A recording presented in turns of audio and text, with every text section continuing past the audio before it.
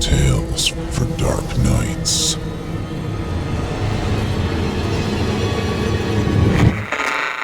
Want to make sure you never miss a Chilling Tales for Dark Nights video again? Be sure to subscribe and hit that bell to turn on notifications.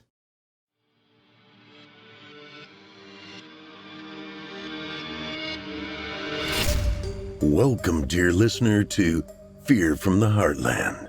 I'm your host, Paul J. McSorley. Set aside some moments now and take an adventurous ride on a journey into the psyche of some talented writers.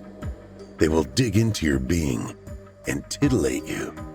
Oh, I love that word, titillate. While the stories may not all take place in the Heartland, I am delivering them to you from the Heartland. My intention is to strike fear and confusion into the mind, soul, and yes, the heart. This is Fear from the Heartland.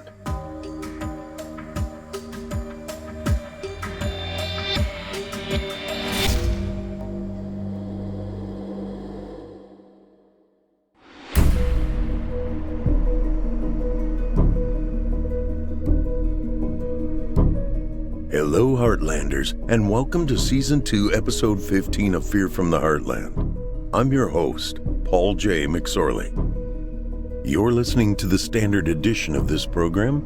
If you'd like to show your support and enjoy ad-free versions of this and all our other episodes, as well as hundreds of tales from our audio archives dating back to 2012, visit simplyscarypodcasts.com and click Patrons in the upper menu to sign up today to get instant access from our friends at Chilling Tales for Dark Nights. Thank you for your support. I've heard a few things, seen a few things in my time on this earth. I'm not like a well-traveled man, not a Renaissance man or anything like that. Not highly cultured either. But like I said, I've heard stuff and seen stuff. However, 2 lines were used on me on St. Paddy's Day a few weeks ago that I'd never heard before by 2 friends of mine that were directed at me and done in succession. I was floored, and if you were to know most of my friends, we can be fairly brutal with each other. I wasn't surprised by the fact they were busting on me. It was the lines used that made me say, "Well played, my friends, well played." I did mention it was St. Paddy's Day, and it doesn't take a rocket scientist to glean insight as to my heritage. Just look at my last name. We were enjoying some adult beverages, and when I eyed what was left in 3 of my buddies' beers, I deemed 2 needed one at that moment. Me too. I grabbed 3, delivering 2 of them and keeping 1 for myself. That's when line number 1 happened. Sweeney, yes, he's Irish as well, says, "What the hell, Paul? Do I look like a camel?" Which prompted my buddy Vance, no idea his heritage, says, "The boy doesn't have the sense to pour piss out of a boot with the directions on the heel." Yep, don't need to go nowhere with culture like that. Fortunately, tonight's story is from a man with culture. J.C. Fields is that man. Let's get after it. In tonight's tale, we are introduced to a man named Marcel LeBlanc. He lives in a palatial mansion on the Mediterranean Sea. He enjoys a life of leisure and associates with only the richest individuals in the world. He is also a lover of art. But unknown to all who are acquainted with him, he is one of the most successful international art thieves in the world. Until he steals the wrong canvas. And now, dear listeners, may we offer, for your indulgence, The Painting by J.C. Fields.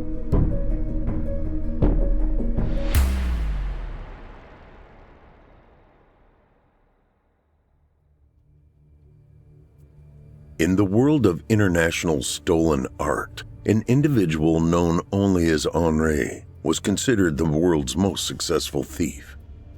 However, friends, neighbors, and business associates knew him as Marcel LeBlanc, a polite, proper, and jovial man in his late 40s who owned a seemingly successful import and export company.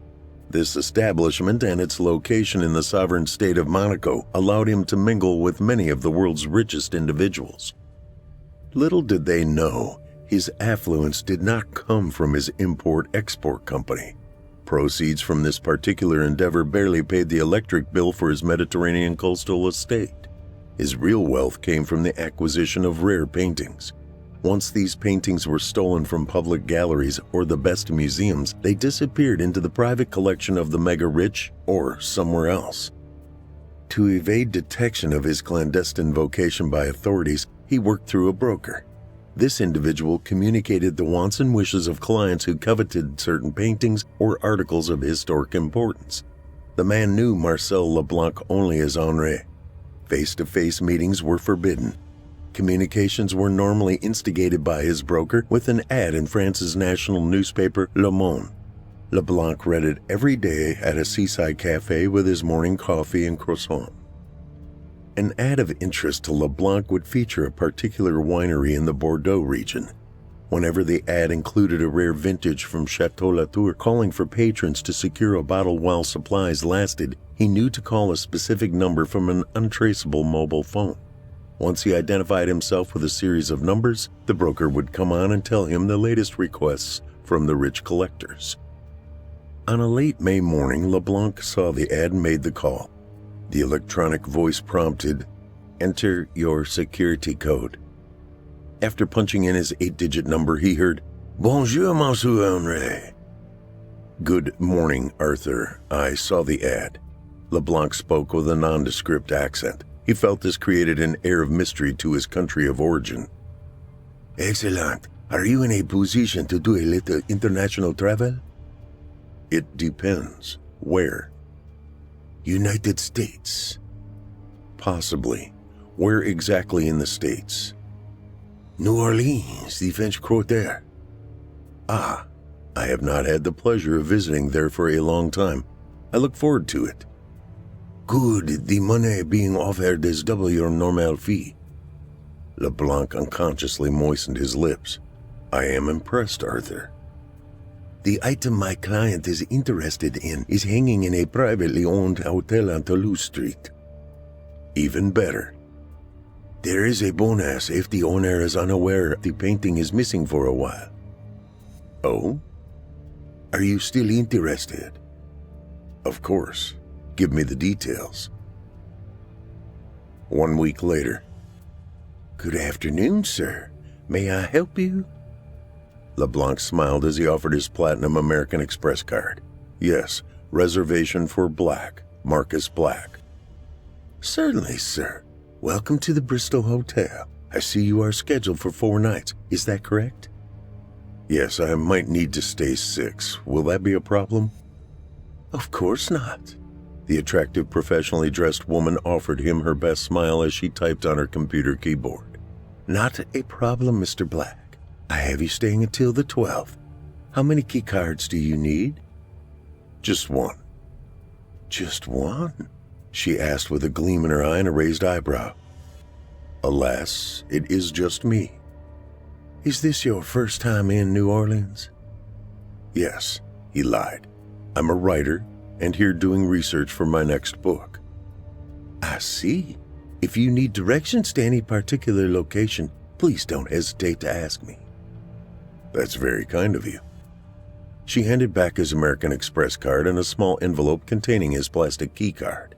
"Can I assist you with anything else?" Leblanc glanced at her left hand and noticed the lack of a ring. "At the moment, I can't think of anything." With a slight nod, she said, "Have a nice stay with us. Please do not hesitate to ask me any questions." He started to turn but hesitated. "One more thing." "Yes, Mr. Black." "I understand the hotel has a painting hanging somewhere by the artist Mary Cassatt." "Yes, we're quite proud of it." "Can you tell me where it is?" "I can do better. Meet me here in the lobby at 6, and I will personally show it to you." At exactly 6 p.m., the attractive female introduced herself as Ariana Gold, the concierge. Leblanc said, "It is very nice to meet you, Ms. Gold." "Please call me Ariana." "Only if you call me Mark." It's a deal. Now, let me show you our magnificent art gallery. An art gallery? Even better. He walked beside her as she pointed toward a set of double doors. The gallery is only open for certain guests. Should I be honored you are providing me with a tour? She laughed. Yes, it is my pleasure. I will have to determine a way to repay you for the kindness. Dinner would be nice. LeBlanc raised an eyebrow. Indeed, I had no plans. Where would you like to go? Let's take the tour first, then we can decide. She opened the double doors with a passkey. As he entered, he passed through a cold pocket of air. He looked at her with a frown as she closed and locked the entrance behind him. We keep the temperature low and the door locked. I see. LeBlanc surveyed the small gallery and immediately recognized numerous high-dollar paintings. His eyes fell immediately on one by Paul Cézanne and another by Claude Monet. Impressive. Is the Cézanne an original? You know your art.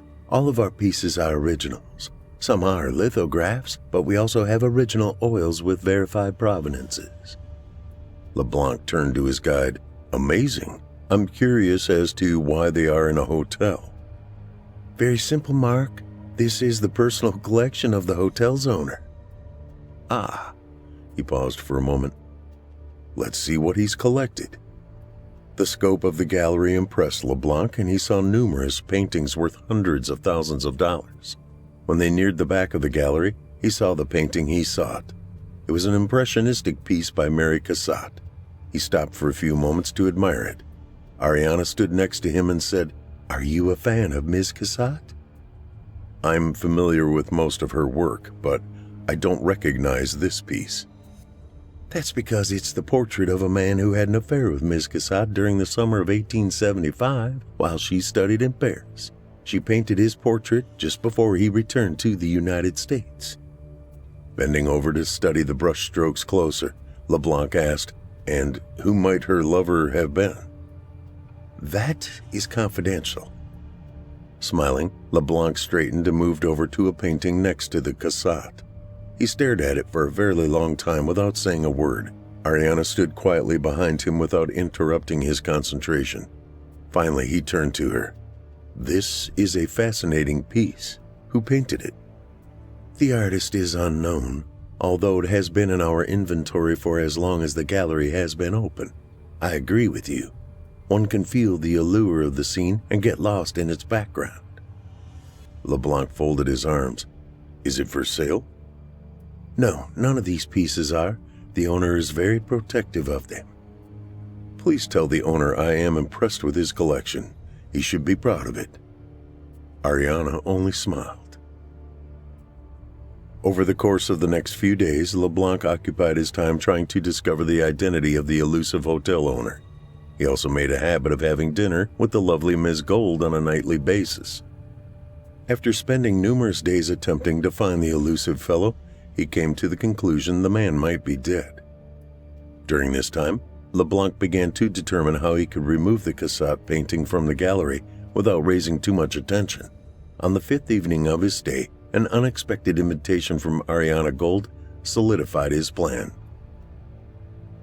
Are you sure you have to leave the day after tomorrow, Mark? I'm a writer, Ariana. I can work from anywhere. Is that a no? You don't have to leave just yet? That's exactly what it is, but I will need to extend my stay at the hotel. The woman smiled and sipped her wine. You've treated me to dinner the last 4 nights. The least I could do is offer you a place to stay while you finish your research. Raising an eyebrow, he too sipped his wine. And where would that be? I have an extra room in my apartment. You could stay there until you complete your work. LeBlanc realized this would give him easy access to her gallery key and an unexpected way to acquire the Cassatt. He raised his glass and clinked it against hers. I accept your gracious hospitality. A week later. The warmth and passion of Ms. Gold's bed was hard to leave, but LeBlanc realized he knew enough about access to the gallery to acquire the needed painting and leave the room without being seen by any of the hotel personnel. On his last night in New Orleans, he prepared a meal for Ariana and himself.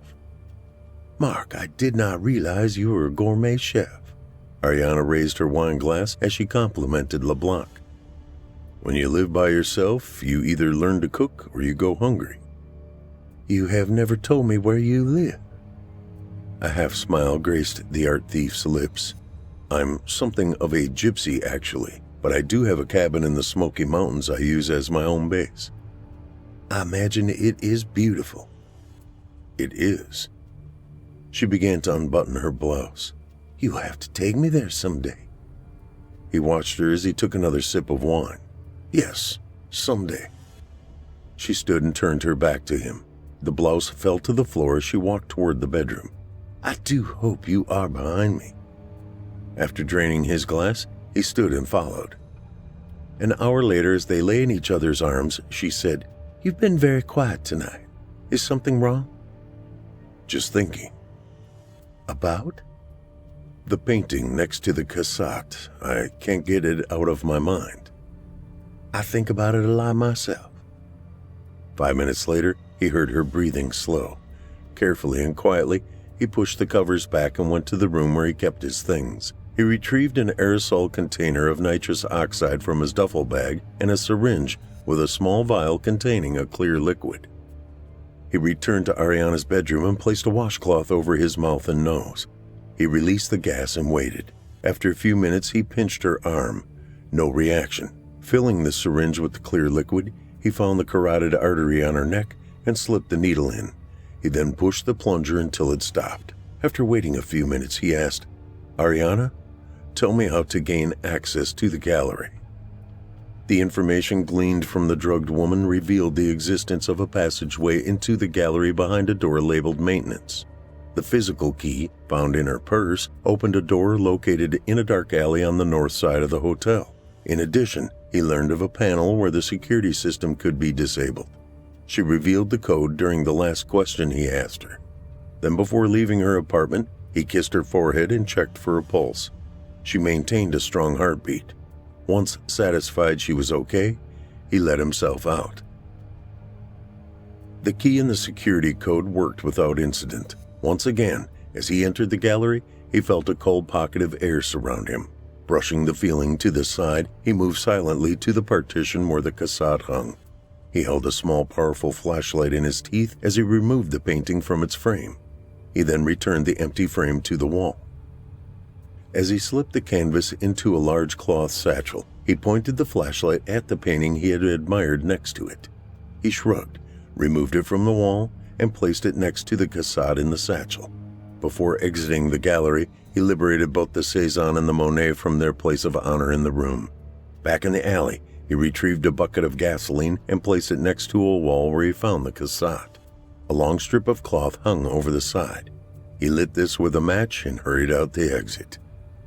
24 hours later, he boarded a charter jet at the Matamoros International Airport in Mexico. Monaco, 2 days later. The process for LeBlanc to contact his broker required him to send a text message to a specific number. The message contained only one symbol and numerals, a question mark, and the phone number for his burner phone. 20 minutes later, the cell phone rang. Bonjour. Do you have it? Yes. Describe. LeBlanc held the phone to his ear with his shoulder as he held the painting. 88 by 52 centimeters, oil on canvas. Impressionist, 1875. Cassette. Excellent. Were there any complications? None. The fact the painting is missing will be hard to determine. Excellent. Your fee and bonus will be transferred today. Please send the article by our standard protocol. Without another word, LeBlanc ended the call, removed the battery, and crushed the small phone with his heel. He then returned his attention to the painting. I'm not sure why anyone would pay 2 million euros for this. 2 days later. After returning from a trip to Nice, where he visited a storage unit and shipped the cassette to a DHL location in Paris, LeBlanc sipped coffee on his sea-facing veranda. A warm breeze blew in from the southeast as he studied the unsigned painting liberated from the New Orleans hotel gallery. "Where shall I hang you?" he mused as he raised the coffee cup to his lips. The picture portrayed a winter nightscape of a dark forest trail winding off into the distance at the top left. A stream meandered in the right lower corner. The artist's brushstrokes made the water appear to flow toward the corner. A full moon appeared halfway up from the horizon, shining through bare limbs of trees. The light reflected off numerous patches of snow scattered on the woodland floor and stream. The effect of the picture on a viewer created an eerie and foreboding sensation. LeBlanc found it mesmerizing. He studied the painting, attempting to determine if the brushstrokes were by anyone he had encountered before. Whoever the artist, they were a master at lighting and composition. At the upper left corner in the middle of the trail, a 3mm vertical dark line could be seen. He did not remember seeing it on any of his earlier examinations. LeBlanc laid the picture down and went inside his house to retrieve a magnifying glass. When he returned to the veranda and the painting, the dark line could no longer be seen. 6 months later. After the successful execution of 2 more acquisition trips, Marcel LeBlanc decided to take a break from his larcenous lifestyle and concentrate on his import-export business. However, his habit of reading Le Monde every morning remained. On this particular delightful morning, a light breeze blew in from the southwest, warming the terrace where he sat. His eye caught the image of an ad for the winery. It announced an urgent warning for patrons of Chateau Latour. He went inside his residence, grabbed an unused burner phone, and dialed the number of his broker. After passing the security protocols, he heard the familiar voice say, "We may have a problem, Monsieur Henri." "Oh, what might that be?" "The Mary Cassatt you acquired some months back was not the correct painting. The one you provided was supposedly destroyed a long time ago." "I don't see how this should concern me." "The client wants their money back." LeBlanc laughed. "No refunds. Arthur, you know that." "Yes, I explained it to them more than once." "So what's the problem?" "They think it is a forgery and are threatening to expose our endeavors." LeBlanc remained quiet for a few moments as he considered his response. "Arthur, if you have maintained your security protocols, there is no way they can expose our activities." "It is not our network they are threatening. They plan to contact the hotel where the painting was acquired. Doing so could lead Interpol to the discovery of who stole it." "Doubtful." "Can you take that chance?" Once again, the conversation paused for a few moments. "Did you remind them they were the ones who gave us the article's location?" "Yes, several times." "They could be implicated as well." "I mentioned that." "Very well, Arthur." He paused. "Remind them this operation is a two-way street. If they attempt to expose me, I will burn them down." "Understood." The call ended and LeBlanc pursed his lips as he focused on the horizon of the southeast Mediterranean. The first call LeBlanc made went to the hotel owned by the family of Ariana Gold. "Bristol Hotel, how may we serve you?" "I would like to speak to Ariana Gold." "Beg your pardon? Who did you ask for?" "Ariana Gold." "I'm sorry, sir. No one by that name works here." LeBlanc raised an eyebrow. "She was the concierge when I stayed there 6 months ago. She was most helpful." "Once again, I am sorry, sir. I have worked here for 10 years and there has never been anyone by that name." "I see. Sorry, my mistake." LeBlanc ended the call without another word. He stood and returned to the interior of his residence to dismantle the burner phone. When he passed the painting, taken on a whim during his last night in New Orleans, his eye caught something different in the upper left-hand corner. The vertical line had returned, only this time it was twice the length of the original marking and further down the trail. He stopped and leaned closer to where the painting hung. With a frown, he immediately went to his office and returned to the painting, this time with a magnifying glass. As he examined the mark, he could see a small stick figure, 2 rudimentary arms and legs each. With a start, he backed away from the picture and straightened. "What the hell?" Regaining his composure, he leaned closer to the canvas. This time he could see a round appendage at the top of the vertical line. Grasping the picture, he removed it from the wall and hurried to his workshop where he kept instruments designed to closely examine paintings. Using a large magnifying tool with a bright light surrounding the lens, he placed the painting underneath it and switched on the light. The miniature stick figure was gone. LeBlanc sat in front of his laptop and used Google to search for an Ariana Gold in New Orleans. The results of his searches found 3 individuals by that name. One would celebrate her 79th birthday in 2 days. The next was an aspiring track star for a local high school, and the third individual with the name was found in an obituary from the late 1940s. His next search centered on a law firm in Dallas. The 10th largest legal organization in the city advertised the services of Arthur Gold.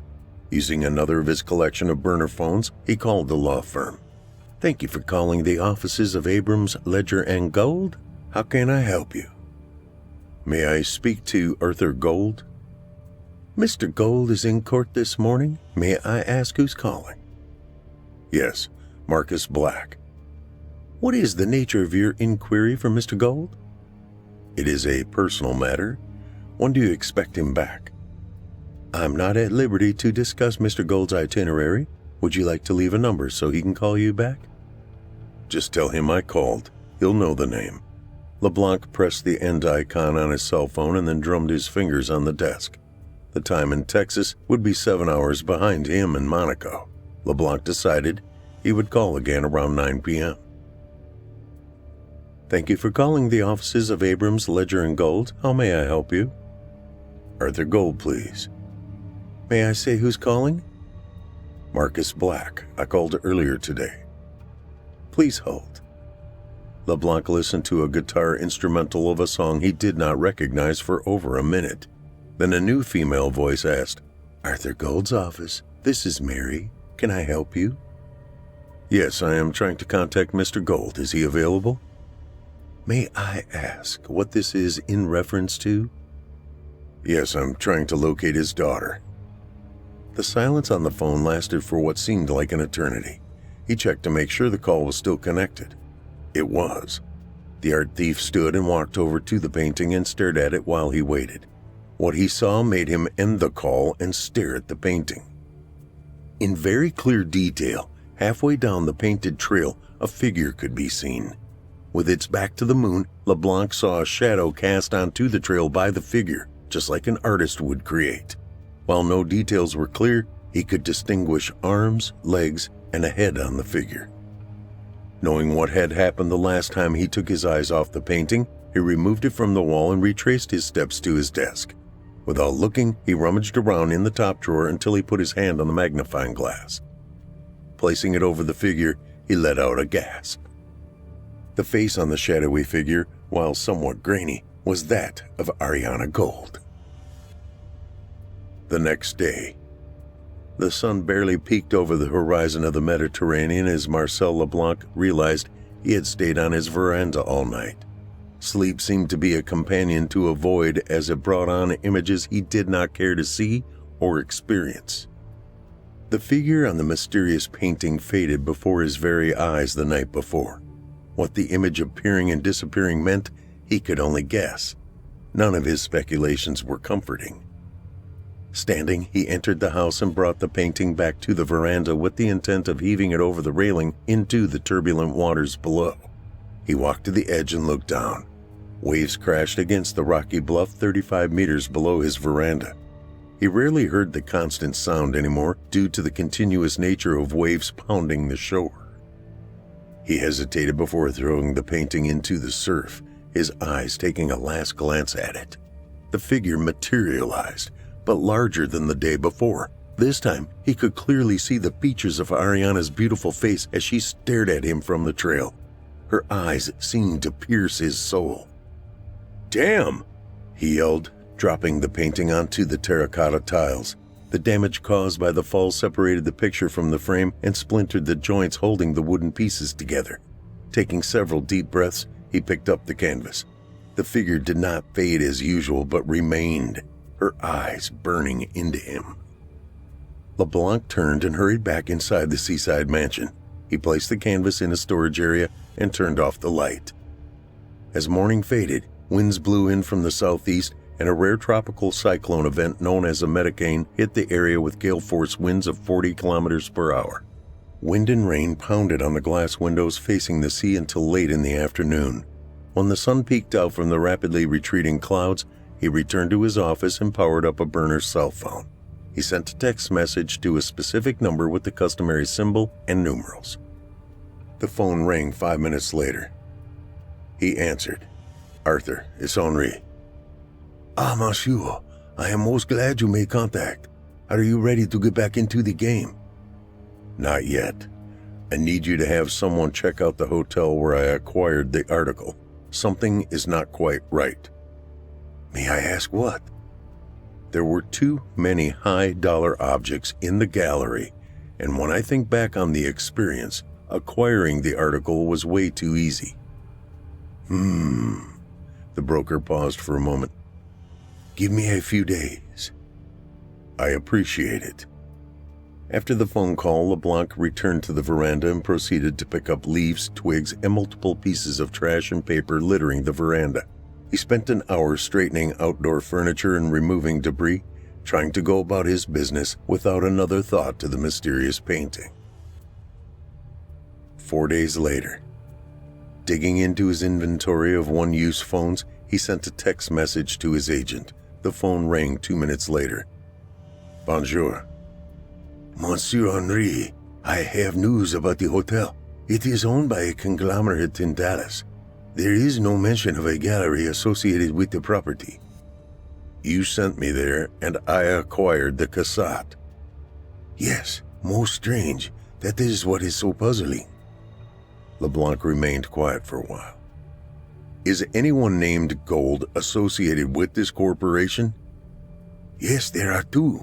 Arthur Gold, Sr., and his son Arthur Gold, Jr. Both are listed as corporate attorneys.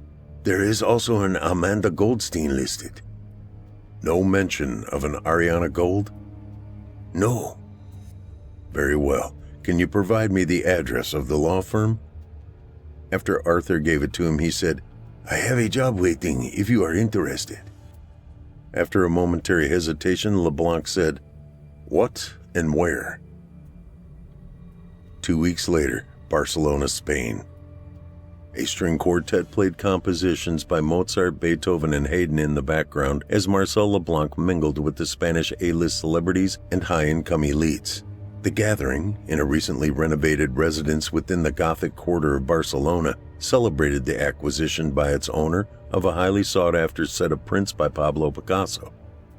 With wine glass in hand, LeBlanc studied the 14 prints proudly displayed for the attendees on a newly installed standalone wall in the center of her large living area. From what he could determine without a detailed examination, they appeared genuine. These 14 prints were his target. The owner, an heiress to an international olive oil company and one of his larger clients for his export company, stood next to him. She said, "I am so glad you could attend our reveal party, Marcel." "I would not have missed it, Camilla. These are magnificent." "Yes, my husband is very proud of what he calls his coup." "As he should be." LeBlanc turned to the woman, took a sip of wine, and froze. Standing 15 meters behind her, near a large picture window and chatting with 3 gentlemen, stood the identical twin of Ariana Gold. Camilla Flores followed LeBlanc's gaze and laughed. "She has that effect on many men, Marcel. Would you like for me to introduce you?" Taking another sip of his wine, he shook his head. "No, she looks familiar. Who is she?" "The woman who helped us secure these magnificent prints." "Her name?" "Amanda Goldstein. She's the curator of the Picasso Museum here in Barcelona." Obviously, I was mistaken about recognizing her. As he spoke, the woman turned her head in his direction and locked eyes with Marcel LeBlanc. Staring back at her, he raised his wine glass and smiled. She broke eye contact without acknowledging his gesture and returned to conversing with the 3 men. The reception lasted another 2 hours as LeBlanc prepared to leave. The twin of Ariana Gold walked up to him. "Have we met?" With his most gracious smile, LeBlanc replied, "Unfortunately, I do not believe we have." She offered her hand. "Amanda Goldstein."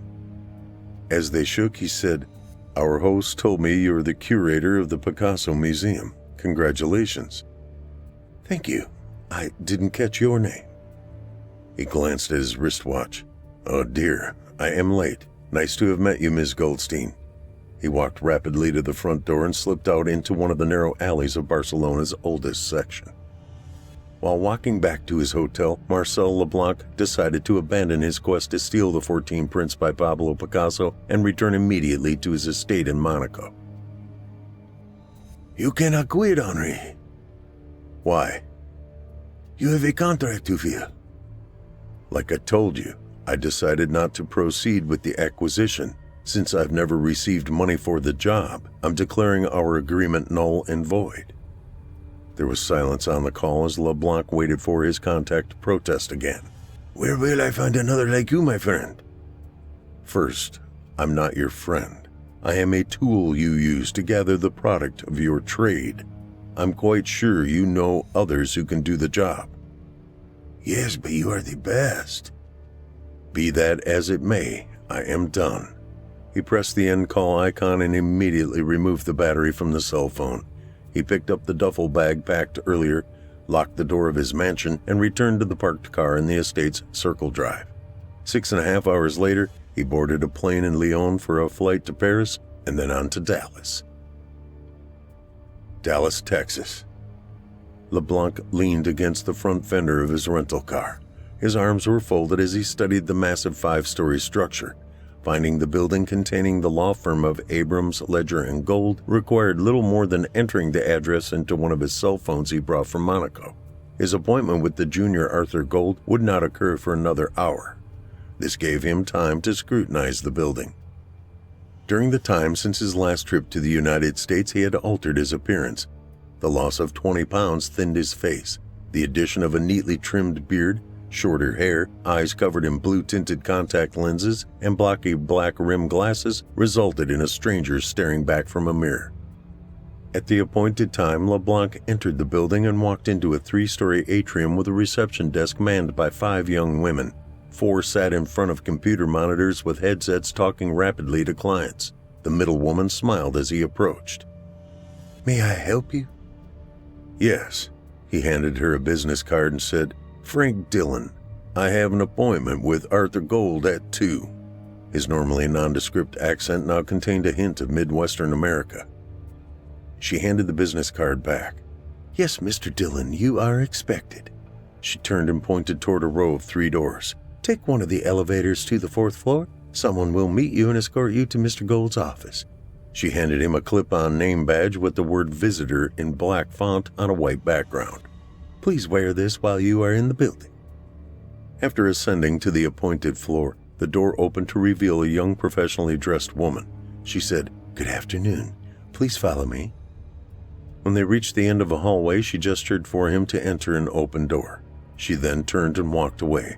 Arthur Gold rose from behind his desk, smiled, and walked around to shake LeBlanc's hand. "Mr. Dillon, I'm Arthur Gold." They shook and he continued, "Please have a seat."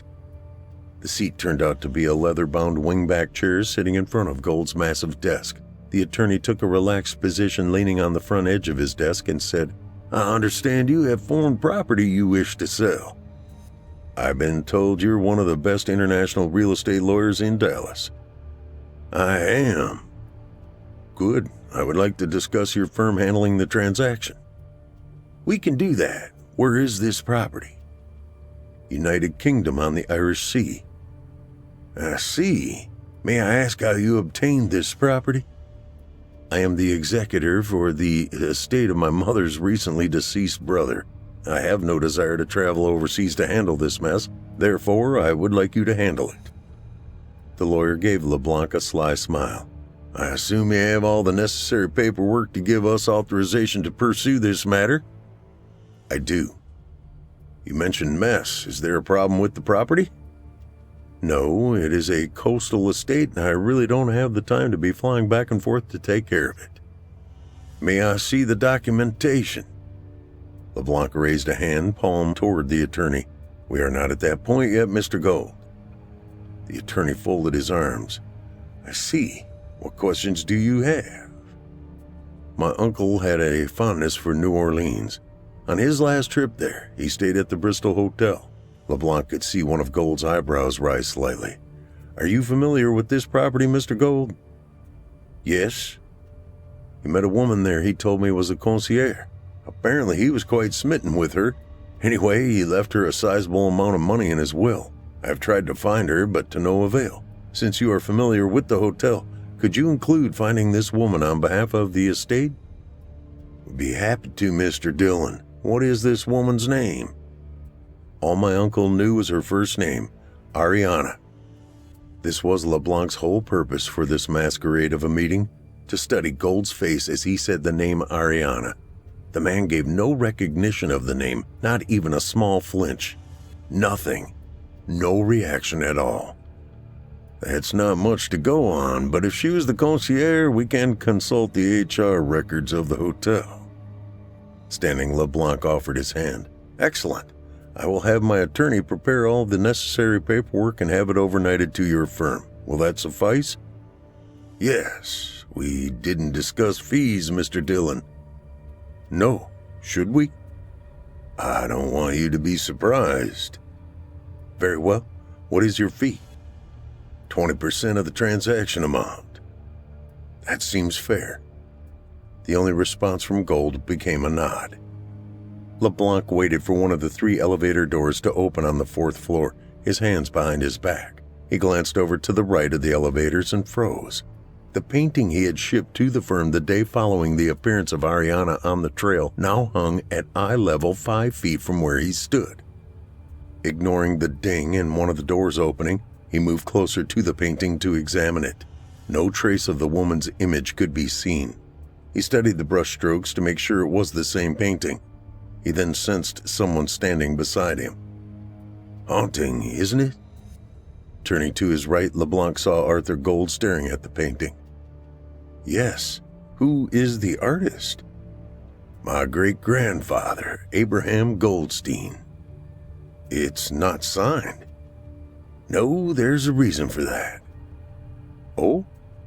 "Anti-Semitism in France during the late 19th century. He fled to the United States around 1895, changed his name to Gold, and never painted again." "That's a shame. He was very talented. Where did he settle?" "New Orleans." Dizziness swept over LeBlanc. In an attempt to hide his surprise at this revelation, he turned his head and cleared his throat. Arthur Gold continued, "We thought the painting lost forever. It arrived from an unknown benefactor several weeks ago. The hotel you mentioned, Bristol Hotel, at one time featured an art gallery he opened in 1901. His collection was priceless. He owned the hotel and the family still has ties to the property. Unfortunately, the gallery closed not long after he died just before World War II. What happened to the paintings?" Gold turned to face LeBlanc. "Unfortunately, there was a fire in the gallery. Many were destroyed, but some just disappeared. The family believes someone stole a number of the masterpieces and set fire to the gallery to cover up the theft. The police were no help. This piece was one of the paintings thought stolen." "When was the fire, Mr. Gold?" "The same day his wife Ariana died, about 1949. LeBlanc fell quiet as he looked toward the painting and then back at the attorney. "And the masterpieces have never been found?" "No." Gold tightened his lips.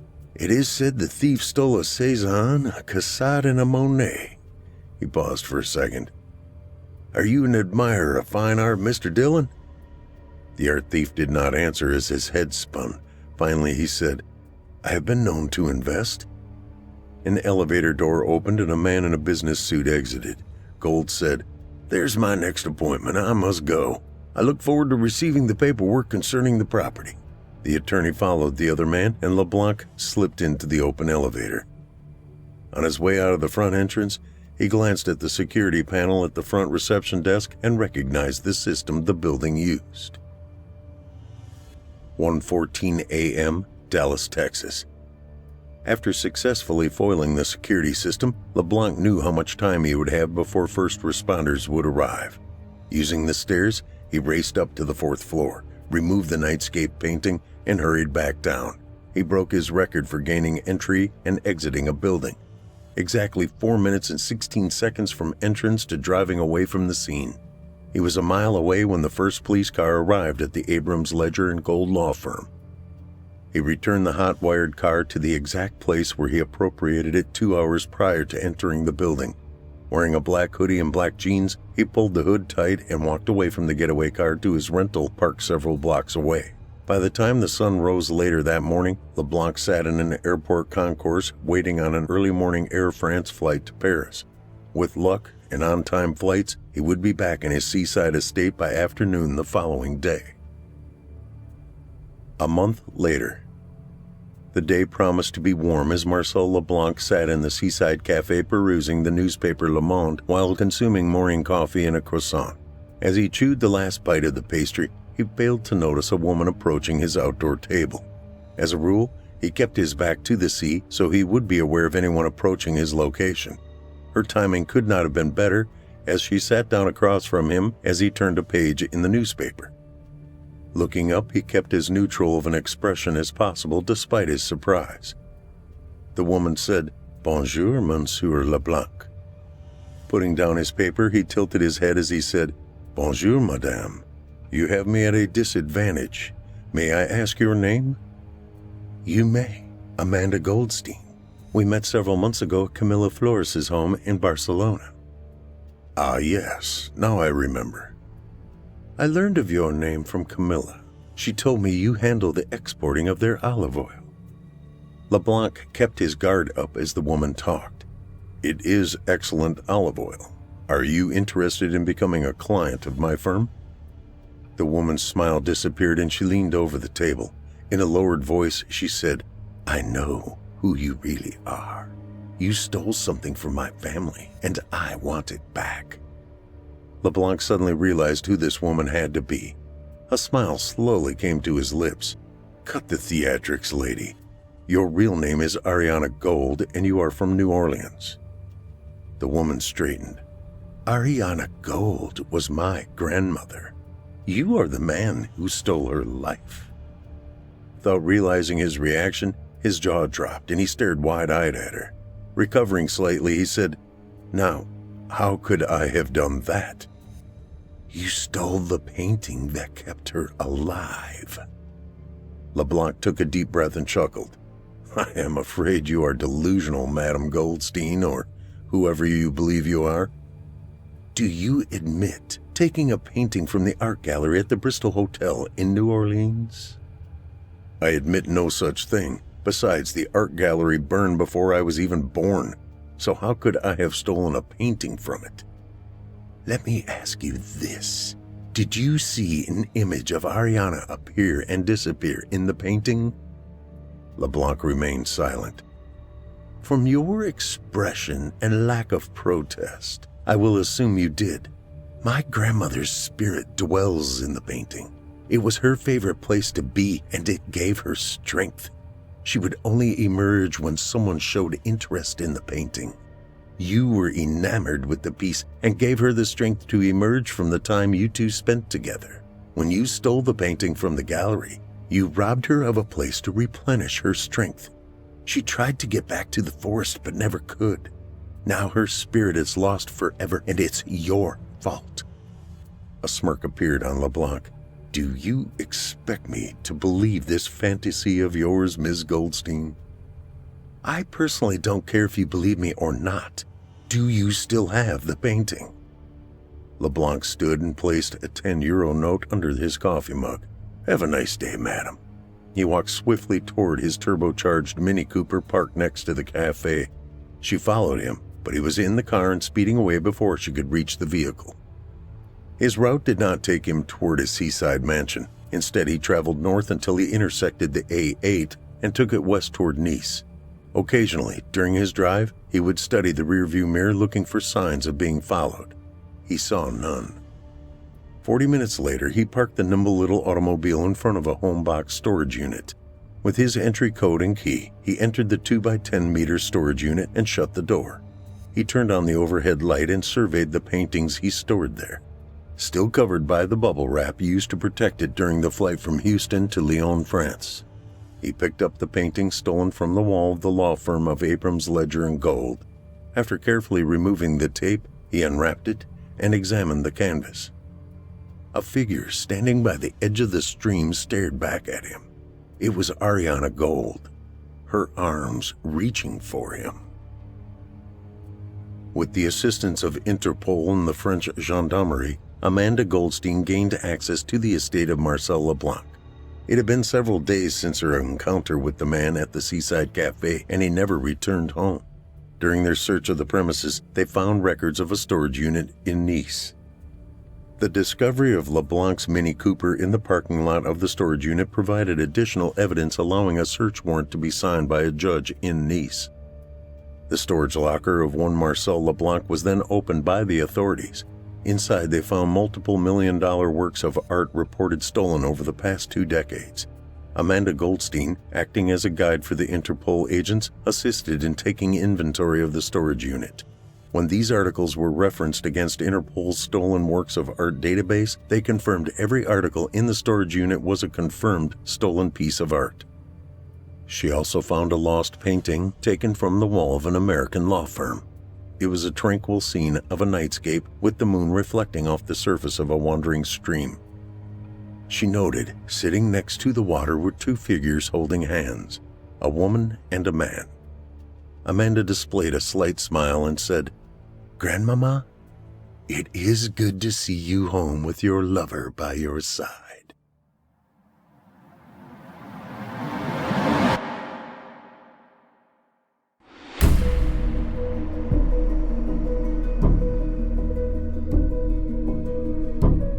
I hope you enjoyed tonight's story, The Painting, penned by J.C. Fields.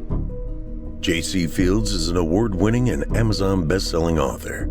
He is a full member of the Missouri Writers Guild and is active in numerous other writing groups. His Sean Kruger series has won numerous awards, including multiple gold and silver medals in the Reader's Favorite International Book Contest.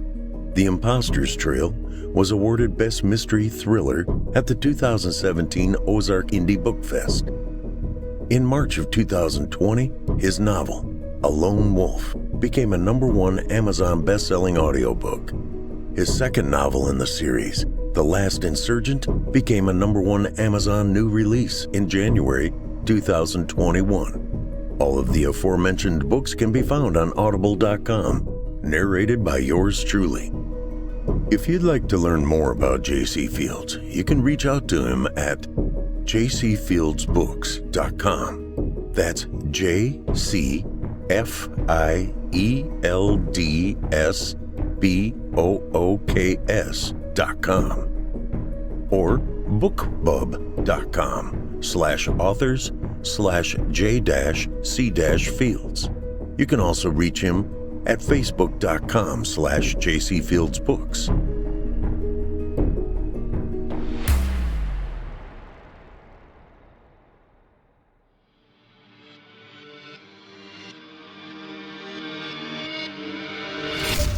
If you enjoyed tonight's story hosted by yours truly, Paul J. McSorley, you can search my name on Chilling Tales for Dark Nights on YouTube for additional previous stories. If you'd like to hear more lengthy tales, be sure to take a look at my audiobooks. Available now on audible.com or just visit paulsbooks.net. That's paulsbooks.net. You can also find me personally on Facebook and Twitter. And with that, listeners, our weekly journey into the psyche has just about come to a close. But before we go, I'd like to take a moment to thank you for joining us for tonight's episode and remind you to take a moment to stop by our iTunes page and leave Chilling Tales for Dark Nights a 5-star review and a kind word. And follow us on Facebook, Twitter, and Instagram if you haven't already. And of course, subscribe to us on YouTube, where you can find an archive of our work going back to 2012. And consider signing up as a patron at our website, chillingtalesfordarknights.com. to show your support and get all of our content ad-free. I'm your host for Fear from the Heartland, Paul J. McSorley. I've enjoyed the titillation tonight. Ooh, there's that word again. Thank you for joining me. Hope to see you again next week at Fear from the Heartland.